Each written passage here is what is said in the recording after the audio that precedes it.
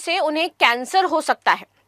तो चलिए इसी के बारे में थोड़ा सा समझ लेते हैं कि ये फाइमोसिस होता क्या है, कैसे ये धीरे धीरे करके कैंसर में बदल सकता है, और भारत में फाइमोसिस की संख्या लगातार बढ़ती जा रही है और इसीलिए ये चिंता का विषय बनी हुई है। इसके लक्षण क्या है, कारण क्या है, कैसे निदान पाया जा सकता है, इन सारी चीजों के बारे में हम इसमें बात करने वाले हैं। सो मेरा नाम है प्राची मिश्रा और संस्कृति आईएएस के इस प्लेटफॉर्म पर आप सभी का बहुत बहुत स्वागत है।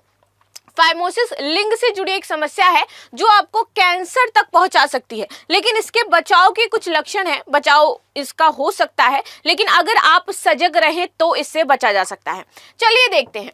आज हम पुरुषों से जुड़ी एक बेहद कॉमन समस्या के बारे में बात करेंगे, जिसके बारे में जैसे मैंने बोला कि वाकई समाज में खुलकर के बातचीत नहीं करी जाती है, जबकि अब ये धीरे धीरे इसके नंबर जो हैं इंडिया में इंक्रीज होने लगे हैं।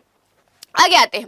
लेकिन अगर इसे नजरअंदाज किया जाए तो ये गंभीर रूप धारण करके आपकी कैंसर में तब्दील हो जाएगी। जैसे कि पुरुषों में सेक्स के दौरान यदि पेन हो रहा है, पेन ड्यूरिंग सेक्स, कई बार लिंग से ब्लीडिंग अगर आपको हो रही है, या फिर आप इसकी वजह से आपको कैंसर की जो समस्याएं हैं वो हो सकती हैं। अगर इस तरीके का कोई भी प्रॉब्लम आपको क्रिएट हो रहा है, इस समस्या का नाम होता है फाइमोसिस। अगर आपको इन दोनों में से कोई भी चीजें नजर आ रही हैं और साथ ही साथ इसके और भी कारण हैं, तो अगर आपको कुछ भी इसमें से नजर आ रहा है, दिस इज कॉल्ड फाइमोसिस। ये आपको फाइमोसिस हो सकता है और इसकी वजह से आपको आपके लिंग का कैंसर हो सकता है।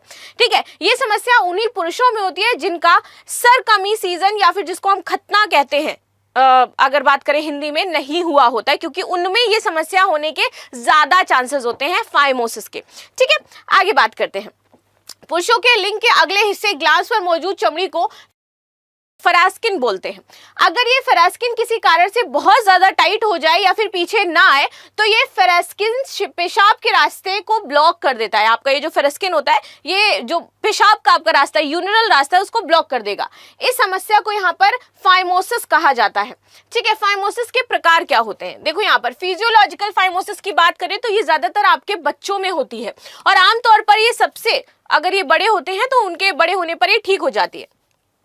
आमतौर पर या बड़े होने पर जो चीजें हैं वो ठीक हो जाती है, लेकिन बचपन में कुछ में देखने को मिलती है। दिस इज कॉल्ड फिलॉजी फाइमोसिस। ठीक है, इसके बाद आता है आपका पैथोलॉजी, जो जन्मजात फाइमोसिस होता है। ये आपके संक्रमण, सूजन, निशान पैथोलॉजी फाइमोसिस का कारण बनते हैं और लाइकेन स्क्लेरोसिस इसका एक सामान्य कारण हो सकता है। ठीक है, आगे आते हैं। फाइमोसिस कितना आम है, अगर हम बात करें इसके बारे में कि कितने लोगों को ये होता है, इसके बाद भारत में इसकी क्या संख्या है, भारत में कैसे ये तेजी से बढ़ रहा है, इसके बारे में भी बात करेंगे। देखिए, लगभग सभी नवजात लड़कों में फिजियोलॉजिकल फाइमोसिस होता ही होता है बचपन से। ठीक है, जैसे जैसे नवजात शिशु बड़े होते हैं उनकी चमड़ी धीरे धीरे बदलती है ताकि वह पीछे की ओर खिंच सके।